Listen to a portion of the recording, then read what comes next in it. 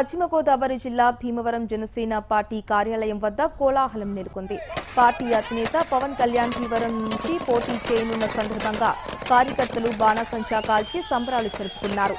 అనంతరం స్వీట్లు పంచుతూ ర్యాలీ నిర్వహించారు.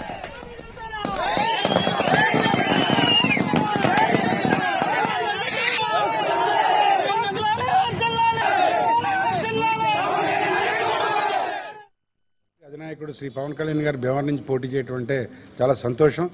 మరి ప్రజా పోరాట యాత్ర భీమవరం నుంచి ఆయన ప్రజల్లోకి బాగా సుదీర్ఘమైన చర్చలు చేసి ఇంటర్నల్ మీటింగ్ చేసి కులాలకు అతీతంగా వెళ్ళటమే కాకుండా మరి ఆయన చేసిన వాగ్దానాలన్నీ కూడా నిరూపించుకోవడానికి భీమవరం ప్రజలు ఆయన్ని అత్యధిక మెజార్టీతోటి ఎన్నుకుంటే ఖచ్చితంగా భీమవరం నియోజకవర్గం అభివృద్ధే కాదు రాష్ట్రానికి ఒక తలమానికంగా ఉంటుంది. అట్లాగే బీఎస్పీ తోటి పొత్తు, అలాగే సిపిఐతో పొత్తు, ఇట్లాంటివన్నీ కూడా పార్టీని చాలా బలోపేతంగా వెళ్తుంది.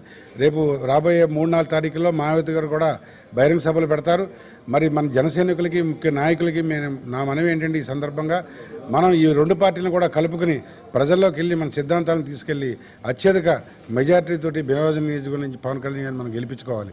ఈ సందర్భంగా నేను మరొకటి ఏంటంటే ఆయన చేసిన కృషి రోజుకి 20 గంటలు ఆయన కష్టపడటమే కాకుండా మరి జనసేన పార్టీ ఈ స్థాయికి రావడానికి స్వచ్ఛందంగా కార్యకర్తలు చేసిన కృషి ఎంతో నిర్వచనీయం. ఎందుకంటే వారే